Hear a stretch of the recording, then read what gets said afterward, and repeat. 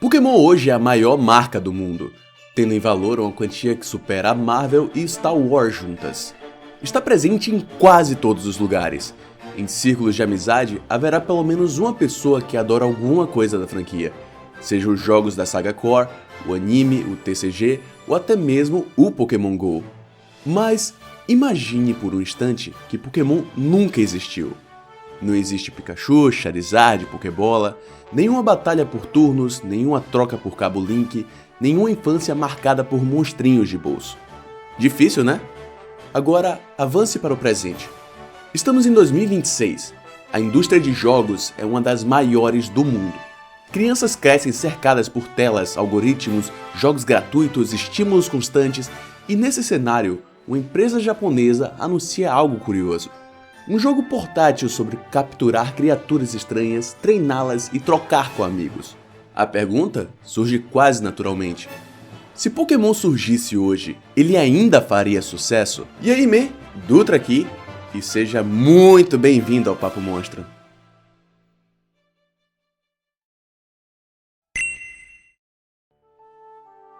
Existe uma narrativa confortável em torno de Pokémon, a de que ele foi um sucesso imediato, fruto de uma ideia genial lançada no momento perfeito. A realidade é bem menos glamurosa. Pokémon Stars Red and Green foram lançados no Japão em 1996 exclusivamente para o Game Boy. Naquela altura, o console já estava tecnicamente ultrapassado. O Super Nintendo dominava o mercado doméstico e novos consoles se aproximavam, faltando apenas 2 anos para o surgimento do Game Boy Color. Para muitos, em 96, o Game Boy era um sistema em fim de vida.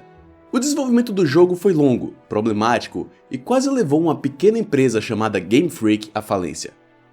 O jogo foi lançado com inúmeros bugs, limitações técnicas evidentes e sem qualquer garantia de sucesso.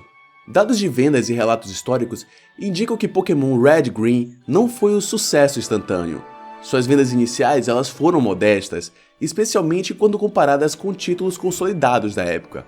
O jogo não provocou impacto imediato no mercado japonês, nem foi tratado inicialmente como uma grande aposta estratégica pela Nintendo. Esse ponto é fundamental.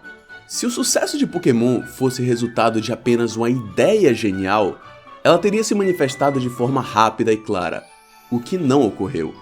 O crescimento foi lento, progressivo e cumulativo. Um dos fatores centrais para a virada do jogo foi a sua estrutura sistemática baseada na incompletude individual. Ou seja, diferentemente da maioria dos jogos da época, Pokémon foi projetado de um modo que nenhuma experiência solitária fosse o suficiente para acessar todo o conteúdo disponível. A existência de 2 versões diferentes, como Pokémon exclusivos, combinada ao uso do cabo Link, transformou a troca entre jogadores em uma necessidade estrutural. Ironicamente, ao escolher uma versão, você não tinha a escolha de ter todos ou não. E isso gerou um comportamento social emergente. Jogadores precisavam interagir, negociar e compartilhar informações. Evidências empíricas dessa dinâmica puderam ser observadas no aumento do boca a boca entre crianças, na circulação de guias não oficiais e na intensificação de encontros presenciais para a troca de Pokémon. Era bem simples. Uma vez que você tinha uma versão, você me diria o quanto o jogo é legal e me incentivaria a comprar a versão oposta para que nós dois pudéssemos ter todos os Pokémon que existem no jogo. Desse modo, Pokémon Red Green extrapolou o espaço da tela e passou a existir como uma prática social, que, apesar de não necessitar mais de um cabo Link, se mantém até hoje nos jogos atuais.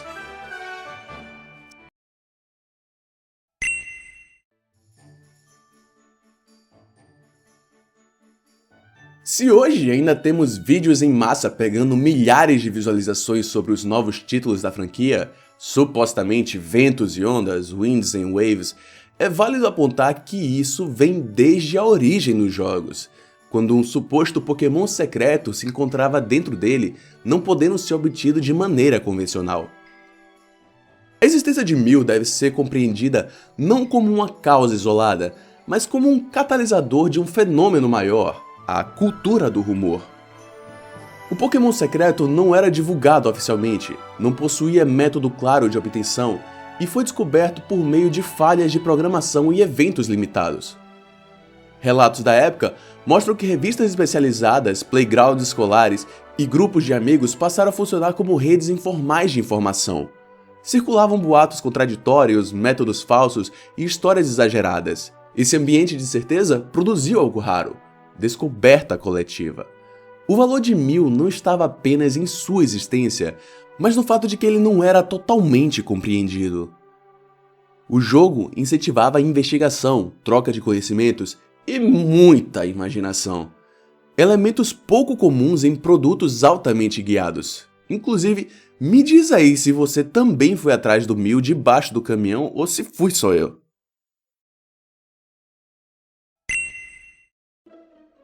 Em vez de encerrar rapidamente o projeto, como ocorre muito atualmente, a empresa observou o crescimento gradual do engajamento.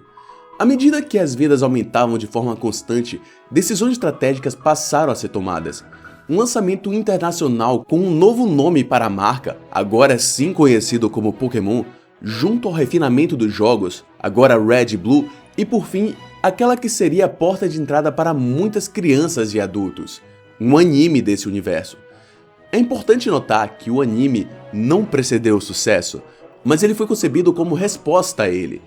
Trata-se de um caso em que a mídia derivada amplifica um fenômeno já existente, em vez de criá-lo do zero em conjunto aos jogos, como é bem comum nas franquias Monster Tamer. Entre 1996 e 1998, Pokémon deixou de ser apenas um jogo para se tornar um ecossistema cultural. Como já mencionado, o crescimento ele não foi explosivo, mas acumulativo. Cada novo jogador encontrava uma comunidade já parcialmente formada, o que reforçava o ciclo de engajamento. Esse modelo de crescimento contrasta fortemente com padrões contemporâneos de mercado, baseados em lançamentos de alto impacto e retorno imediato. Pokémon, ironicamente, se pensarmos hoje, prosperou justamente por ter tido tempo para amadurecer.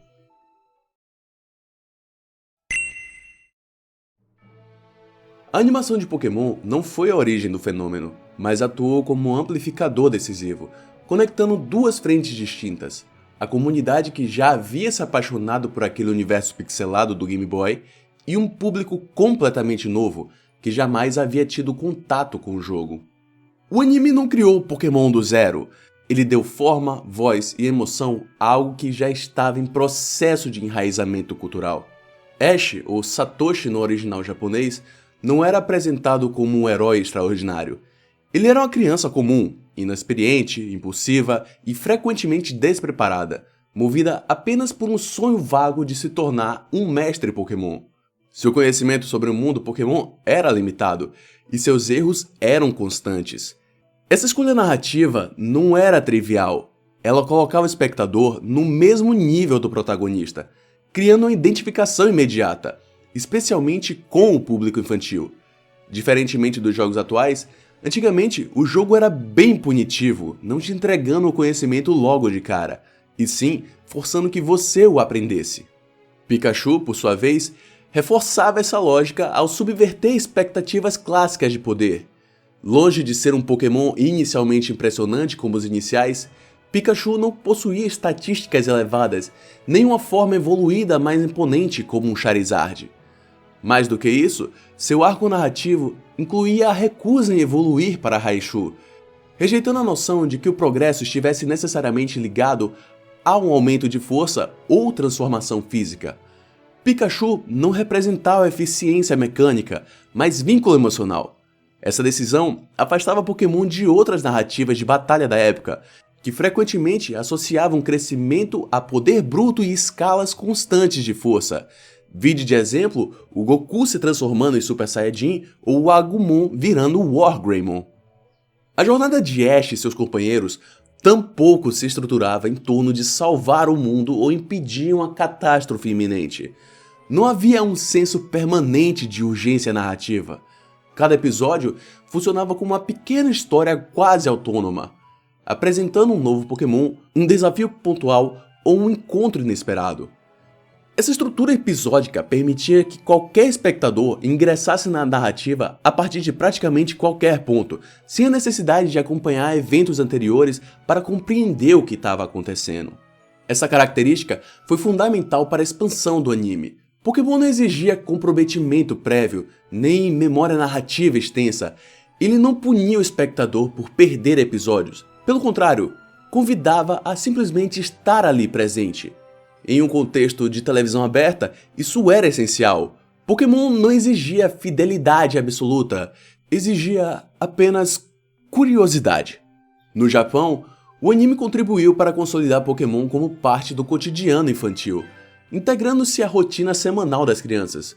Contudo, foi fora do Japão que ele encontrou um terreno ainda mais fértil. Pokémon, hoje, 11 da manhã, no Eliana e Alegria. Nos anos 90, a televisão aberta operava como um ritual coletivo. Crianças assistiam aos mesmos episódios, nos mesmos horários, compartilhando uma experiência simultânea. No dia seguinte, esses episódios eram discutidos em escolas, pátios e playgrounds. Pokémon deixou de ser apenas um conteúdo audiovisual para se tornar um evento social recorrente. Além disso, a localização cultural desempenhou um papel crucial para sua expansão internacional. Pokémon não foi simplesmente traduzido, ele foi adaptado. Nomes foram alterados, trilhas sonoras foram reorquestradas, dublagens receberam maior energia e ritmo, e certos elementos narrativos foram ajustados para dialogar melhor com o público ocidental. Diferente de um anime hoje, onde o nome do personagem é o mesmo aqui no Japão e daqui a 3 semanas você não vai lembrar mais porque não é uma memória fácil de assimilar, essa adaptação permitiu que Pokémon atravessasse fronteiras culturais sem perder a sua identidade central. Outro aspecto frequentemente negligenciado é o papel do anime como um verdadeiro manual de emoção no universo Pokémon. Enquanto o jogo, limitado pelas capacidades técnicas do Game Boy, apresentava criaturas silenciosas representadas por sprites e números, o anime conferiu personalidade, expressividade e intenção a esses seres. Pokémon passaram a demonstrar emoções, criar laços, sentir medo, alegria e frustração. O espectador não aprendia apenas como Pokémon funcionava, mas como deveria se sentir em relação àquele mundo. O que, mais uma vez, entra em conflito com o que a gente vê hoje. Uma grande parcela dos fãs só acompanha os jogos e o TCG, o que gera aquele afastamento e abre aquele diálogo de que os Pokémon hoje estão piores. Tem até vídeo no canal sobre isso. Essa dimensão emocional permitiu que Pokémon alcançasse indivíduos que jamais haviam jogado jogos. Crianças e até adultos passaram a se importar com aquelas criaturas antes mesmo de interagir com elas em um console. O anime transformou um sistema de jogo em um espaço simbólico. Esse conjunto de fatores, protagonismo acessível, estrutura episódica aberta, ausência de urgência narrativa, adaptação cultural eficaz e ritual coletivo da televisão aberta, criou um cenário singular. Pokémon não competia com dezenas de conteúdos sob demanda. Ele ocupava um espaço fixo no tempo e na rotina, diferente da Netflix ou até mesmo o YouTube hoje, não competindo com milhares de opções. Inclusive, deixa eu pedir o seu like nesse vídeo e para se inscrever no canal se for novo. O conteúdo do Papo Monstro sempre pega algum ponto da franquia e abre um diálogo sobre filosofia, psicologia e às vezes imaginação e teoria. Então, se te interessa, é só chegar junto, você vai ser super bem-vindo.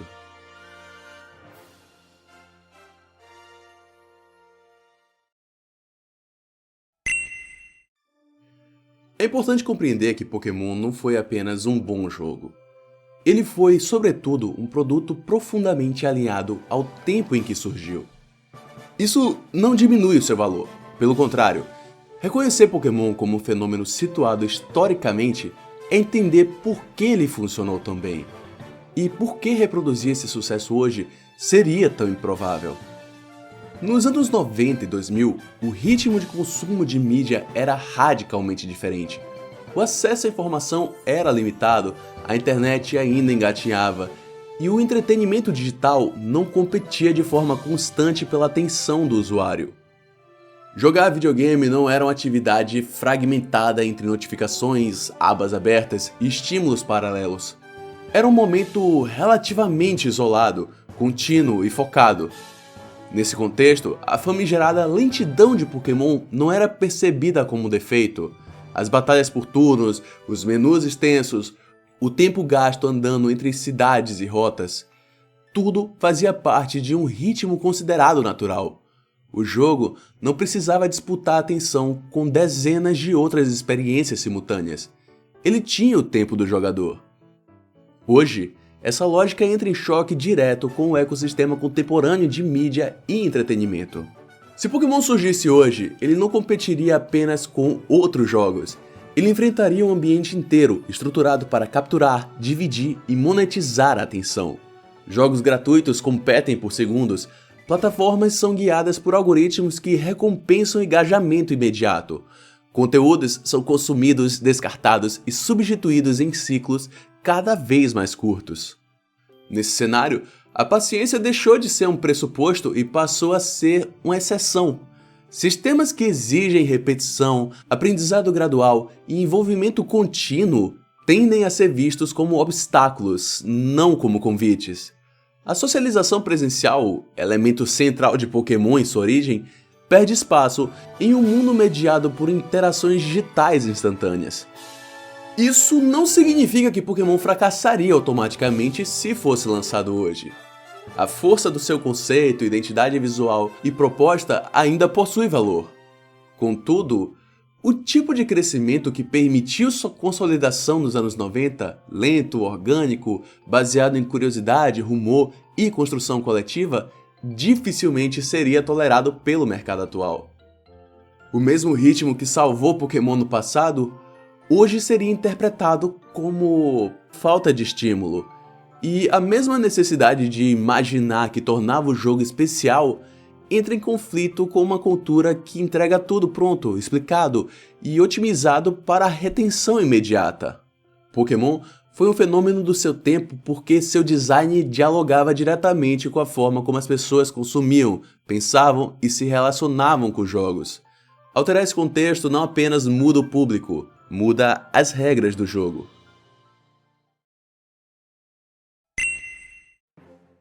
Dizer que Pokémon sempre nadou tranquilo no seu mercado trata-se de uma inverdade. No início dos anos 2010, um fenômeno tão pouco esperado começou a ganhar força no Japão. Desenvolvido pela Level 5, um estúdio já respeitado por franquias como Professor Layton e Inazuma Eleven, Yokai Watch estreou no Nintendo 3DS em 2013. Com uma proposta familiar, um RPG centrado em criaturas inspiradas no folclore japonês chamadas yokai, e sua interação com o mundo cotidiano. O jogo combinava elementos de RPG com mecânicas de coleção e combate que lembravam à primeira vista a fórmula de Pokémon, mas com uma estética, um humor e uma estrutura narrativa mais voltadas para o cotidiano infantil japonês, criando um apelo que rapidamente ultrapassou as expectativas. Em poucos meses, Yokai Watch se tornou um fenômeno cultural no Japão. As vendas do primeiro jogo passaram de 1 milhão de cópias, e sua sequência, Yokai Watch 2, foi um dos títulos mais vendidos em 2014 no país. O sucesso foi impulsionado por uma estratégia multimídia articulada. Jogos, anime, mangá, produtos licenciados, filmes e merchandising funcionando em sincronia. A série de anime transmitida pela TV Tóquio a partir de 2014 atingiu índices de audiência que chegaram a rivalizar, em alguns períodos até superar, o próprio anime de Pokémon no Japão. Esse crescimento rápido e intenso fez com que muitos, dentro e fora do Japão, começassem a se perguntar se Pokémon finalmente tinha um rival à altura. Em termos de impacto cultural imediato, Yokai Watch parecia preencher, pelo menos em solo japonês, o tipo de vazio que muitos imaginavam existir, um novo mascote para uma nova geração, acompanhado de um vasto elenco de criaturas carismáticas, produtos colecionáveis e narrativa acessível. Por um breve momento, Yokai Watch parecia ser mais do que uma alternativa, parecia uma ameaça real ao domínio de Pokémon, especialmente dentro de seu próprio mercado. Essa sensação é reforçada por relatos de lojas lotadas, mercadoria esgotada e conversas nas mídias sociais japonesas colocando personagens como o Jinbanian em posições de destaque, às vezes até à frente de ícones consolidados. A resposta da franquia Pokémon à onda Yokai Watch não foi simplesmente reativa em termos de marketing, mas estruturada em uma reformulação que se refletiu na produção dos jogos e do anime.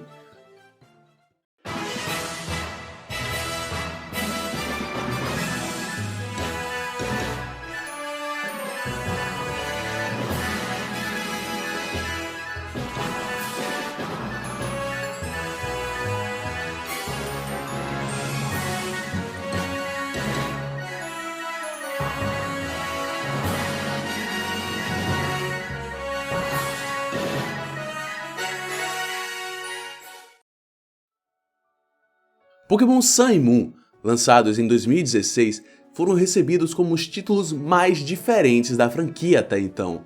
Maior foco em história e personagens, exagero visual, uma direção de arte mais ousada e uma tentativa clara de renovar a experiência sem abandonar a essência. Essa mudança de tom, narrativa e ritmo foi interpretada por muitos como uma tentativa de responder à maneira como Yokai Watch havia redesenhado expectativas, sobretudo em termos de humor, ritmo de episódios e foco em personagem. Mas se esse concorrente surgiu com tanta força, por que Yokai Watch caiu? Apesar do impacto inicial, o sucesso de Yokai Watch se mostrou passageiro, tendo diversos fatores que contribuíram para sua queda. O fenômeno foi extremamente concentrado no Japão, com recepção muito mais modesta no Ocidente e em outros mercados. O atraso na localização dos jogos e do anime, bem como adaptações inconsistentes, impediu que a franquia criasse laços culturais fortes fora de seu país de origem.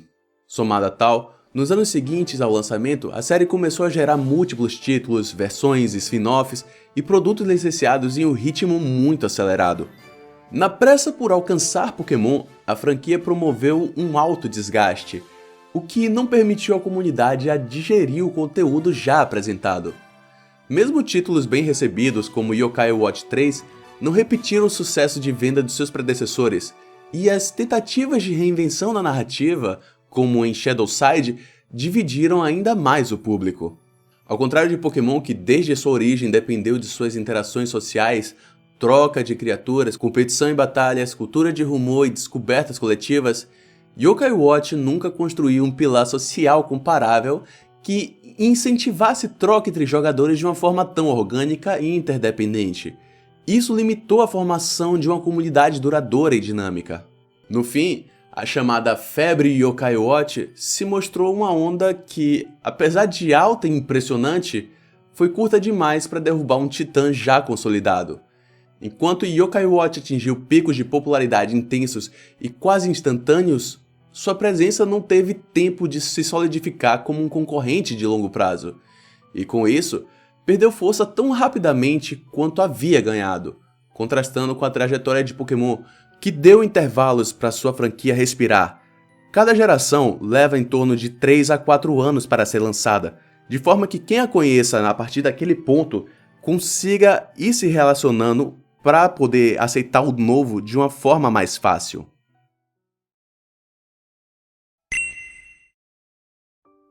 Hoje, Pokémon é caro. E não apenas em dinheiro, caro em estrutura, em tempo, em expectativa. Produzir um jogo da franquia Pokémon não é mais apenas produzir um jogo, é sustentar um ecossistema inteiro. Cada novo título precisa alimentar o anime, o jogo de cartas, os brinquedos, os filmes e eventos presenciais, os campeonatos oficiais e as linhas de marketing globais. Existe um calendário rígido, sincronizado mundialmente, que não pode falhar. Você quer ver isso na prática? Pokémon Legends ZA, antes mesmo de seu lançamento, teve a DLC Mega Dimensions anunciada. Um conteúdo que já estava pronto, que poderia ser inserido no jogo como um pedido de desculpas da franquia com seus fãs. Foi apresentado sendo cobrado de uma forma bizarra. Um atraso em um jogo não é apenas um atraso criativo, é um efeito dominó que impacta fábricas, contratos, transmissões e produtos licenciados. Isso, inevitavelmente, cria um ambiente onde arriscar é perigoso. Inovar demais pode quebrar a previsibilidade, mudar demais pode alienar parte da fanbase. E manter tudo igual, gastando pouco e jogando no seguro, garante vendas. Ainda que gere a frustração enorme na comunidade. Enquanto isso, fora desse sistema fechado, estúdios independentes produzem experiências criativas, profundas e inovadoras com a fração do orçamento. Jogos que testam novas ideias, novas narrativas, novos sistemas, sem precisar sustentar um império multimídia inteiro. Esses jogos podem errar. Pokémon, não. E aí, eis que surge um paradoxo extremamente curioso. A mesma fanbase que cobra a inovação constante da franquia rejeita quase qualquer jogo que se aproxime demais dela. Quando surge algo inspirado em Pokémon, o rótulo vem rápido. Cópia! Não há espaço para evolução paralela, não há permissão para amadurecimento do gênero. O caso Palworld escancarou isso. Um jogo claramente inspirado na ideia de criaturas colecionáveis, mas que mistura sobrevivência, crafting e combate mais direto. Ele chamou a atenção justamente por fazer algo que Pokémon nunca fez, e ainda assim, em vez de ser visto como um sinal saudável de concorrência criativa, foi tratado como uma ameaça existencial, ao ponto da própria Pokémon Company demonstrar interesse em derrubar o projeto juridicamente. Isso revela algo muito mais profundo do que uma simples disputa de propriedade intelectual. Pokémon não é apenas uma marca dominante, ela se tornou um monopólio emocional. Presta bem atenção nisso, porque muito provavelmente você tá nesse barco. Para milhões de pessoas, Pokémon não é só um jogo, é infância, é memória, é identidade. Qualquer alternativa não é vista como concorrência, mas como uma invasão. Como assim você tá querendo roubar um lugar de Pokémon no meu coração? Quem você pensa que é? O público quer mudanças, mas quer que elas venham exclusivamente da própria Pokémon Company. E ao mesmo tempo, pune essas mudanças quando elas realmente ocorrem. É um ciclo difícil de quebrar. A franquia fica presa entre dois polos: inovar demais e alienar quem quer o conforto do familiar, e inovar de menos e ser acusada de estagnação. E fora dela, o gênero não consegue amadurecer plenamente, porque qualquer tentativa de evolução é abafada antes mesmo de respirar. Pokémon não é apenas grande demais para falhar, ela é grande demais para deixar os outros crescerem. E talvez esse seja um dos maiores custos do seu sucesso.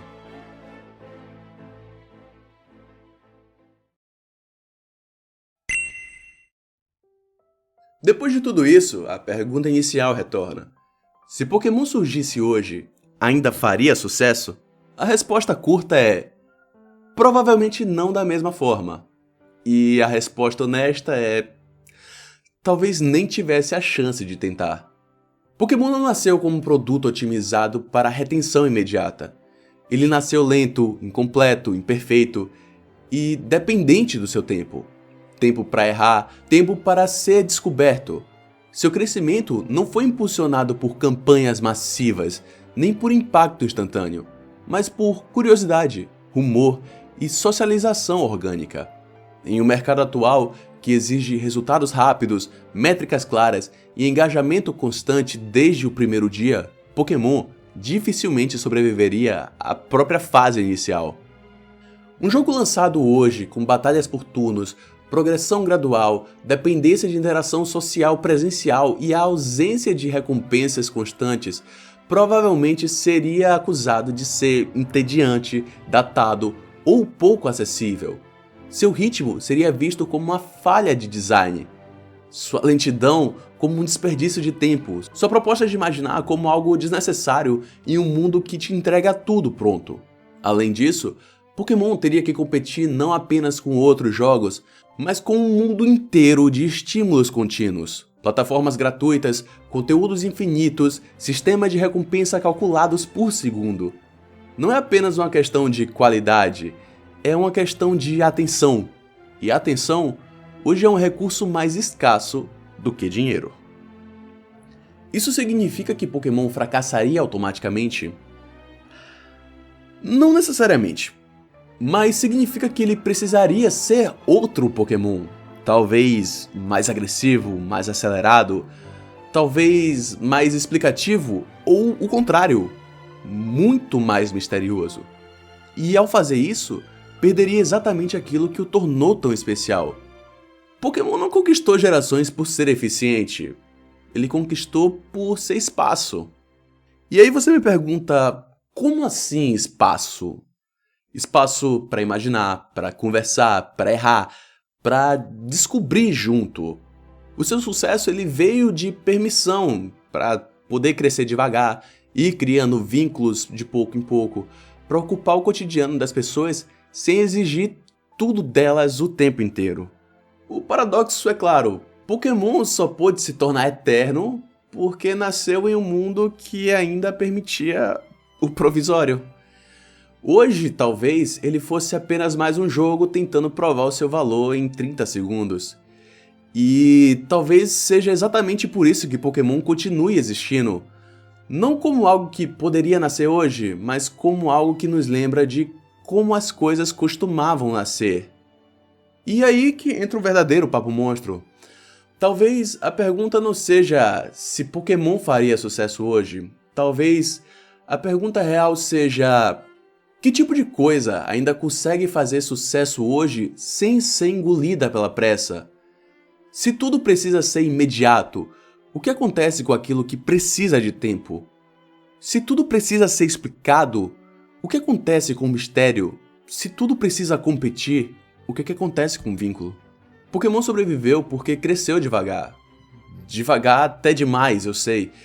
E talvez o maior choque seja perceber que, hoje, crescer devagar virou um luxo. Cadê você, hein, GTA 6? Não esquece do like, se inscrever no canal e comenta aí. Ainda teria paciência pra descobrir Pokémon hoje?